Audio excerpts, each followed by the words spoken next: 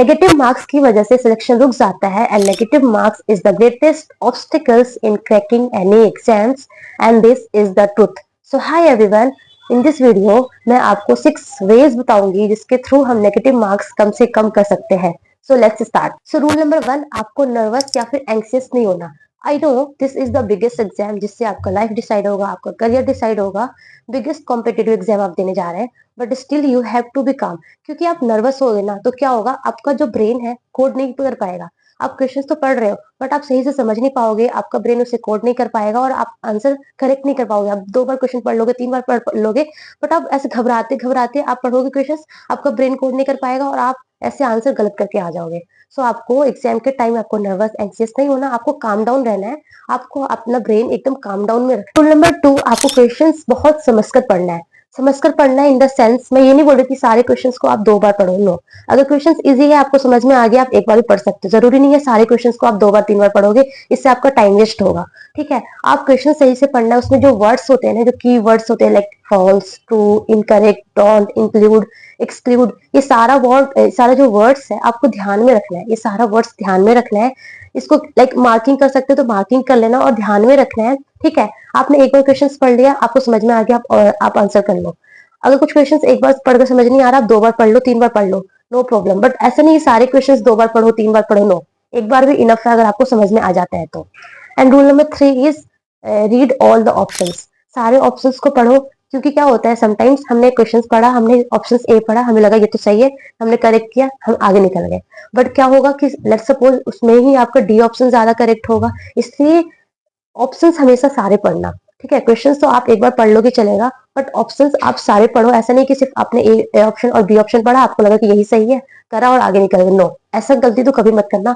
Options हमेशा हमेशा सारे पढ़ो। रूल नंबर 4 इज कि अगर आपने अभी से ही कोई टेस्ट सीरीज या फिर कोई मॉक टेस्ट ज्वाइन कर रखा है एंड वो आप देते हैं, उसमें बहुत सारा आपका नेगेटिव मार्क्स आ रहा है, तो नेगेटिव मार्क्स 2 रीजन की वजह से आ सकता है। या तो आपका कॉन्सेप्ट वीक है, या तो आप बहुत ज्यादा ही सिली मिस्टेक्स कर रहे हैं, जो कि सिली मिस्टेक्स नहीं है, इट्स अ बवल्डर मिस्टेक, जिसकी वजह से आपका सिलेक्शन रुक सकता है।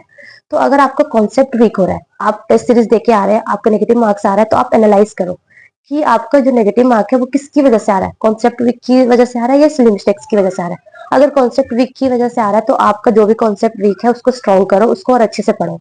सेकंड, अगर आपका सिली मिस्टेक्स की वजह से आ रहा है तो इसमें यही है कि आप अच्छे से क्वेश्चंस नहीं पढ़ रहे हैं। उसमें जो की वर्ड्स है, incorrect, false, true, except, include, ये जो भी वर्ड्स है वो आप ध्यान नहीं दे पा रहे हो, आप ऑप्शंस पूरे नहीं पढ़ पा रहे हो। तो आपको ये सारा करना है, आपको कीवर्ड्स ध्यान में रखने हैं, आपको क्वेश्चंस अच्छे से पढ़ने हैं और आपको सारा ऑप्शंस पढ़ना है। तो ये 2 चीज हो गया। ठीक है, तो आपको ये सारी चीजें ध्यान रखना है, टेस्ट सीरीज से ही आपको सीख लेनी है, सो दैट आपका एग्जाम के टाइम ये गलती ना हो। रूल नंबर 5 इज कि डू नॉट ओवरथिंक।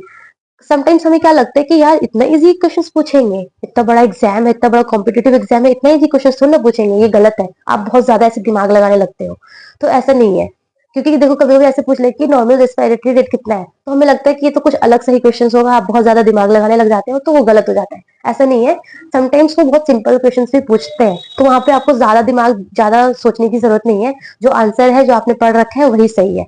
तो ये आपको ध्यान रखना है। रूल नंबर 6 इज, वो बहुत ज्यादा इंपॉर्टेंट है। इसमें क्या है कि हम तुक्का या फिर एस्टिमेटेड रिस्क लेते हैं, उसके बारे में है।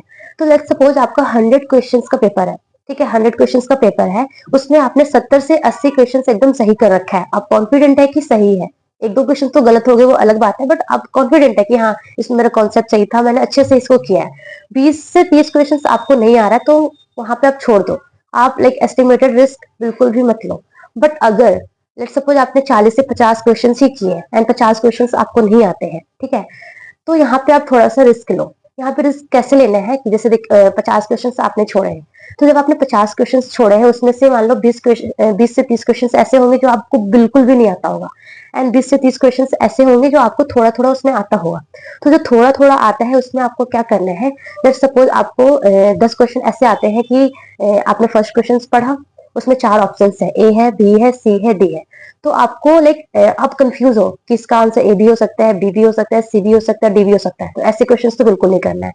सेकेंड ऑप्शन और क्या हो सकता है कि आप लाइक 3 ऑप्शन में कंफ्यूज हो, आपको लाइक इतना तो कंफर्म हो गया कि ए ऑप्शन तो बिल्कुल नहीं है, बी भी हो सकता है, सी भी हो सकता है और डी भी हो सकता है, तो यहाँ पे भी आपको क्वेश्चन नहीं करना है, छोड़ देना है। ठीक है, थर्ड सिचुएशन क्या हो सकता है कि आपको एकदम श्योर हो कि ए और बी ऑप्शन तो बिल्कुल नहीं है, बट सी और डी में कोई हो सकता है, तो यहाँ पर आपको रिस्क लेना है, आप क्वेश्चन सही से पढ़ो और आप लाइक थोड़ा सा समझ के देखो कि सी और डी में क्या हो सकता है, जो आपको ज्यादा सही लगे वो कर सकते हो। बट यस, अगर आपने 50 टू 70 टू 80 क्वेश्चन एकदम करेक्ट कर रखे तो ये वाला रिस्क तो बिल्कुल मत लो। अगर आपने 40-50 क्वेश्चन ही कर रखे तब ये वाला रिस्क लो। एस्टिमेटेड रिस्क आप जब भी लो जब आप लेस देन हाफ क्वेश्चन आपने अटेम्प्ट किए।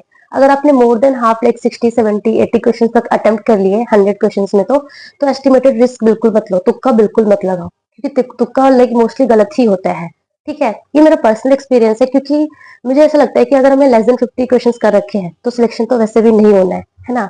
बट अगर हमने मोर देन 50-60-70-80 क्वेश्चन कर रखा है तो मे भी सिलेक्शन हो सकता है।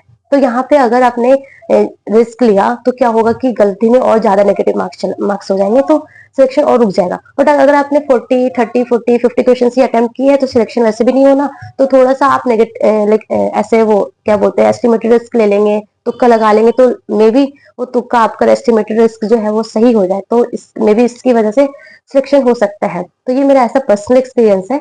तो आई थिंक ये सारा रूल्स अगर अप्लाई करोगे तो आप अपने नेगेटिव मार्क्स को कम से कम कर सकते हैं। कुछ लोग अभी से जो टेस्ट सीरीज ज्वाइन कर रखे हैं उसमें उसके बहुत नेगेटिव मार्क्स आ रहे हैं, रैंक बहुत पीछे आ रही है, तो वो लोग थोड़े से डीमोटिवेट हो जाते हैं। बट मुझे ऐसा लगता है यहाँ पे आपको डीमोटिवेट नहीं होना चाहिए, इनफैक्ट आपको सीखना चाहिए कि अगर यहाँ पे आपके नेगेटिव मार्क हो रहे हैं तो आप एनालाइज करो ना कि नेगेटिव मार्क क्यों हो रहे हैं, आपके कॉन्सेप्ट की वजह से, सिली मिस्टेक्स की वजह से, क्योंकि अभी आपके पास टाइम है सही करने का। एग्जाम के दिन आपके पास टाइम नहीं होगा। यहाँ पे आपको डिमोटिवेट नहीं होना कि मेरी रैंक इतनी पीछे हो रही है, इतनी नेगेटिव मार्किंग हो रही है। नो, आप क्वेश्चंस को एनालाइज करो, छोड़ना भी नहीं है, ऐसे छोड़ दिया नहीं। आप क्वेश्चंस को एनालाइज करो कि क्यों हुआ है वो नेगेटिव मार्क्स, जो भी गलती है उसको सुधारो। ठीक है, तो अभी आपके पास मौका है ये करने का।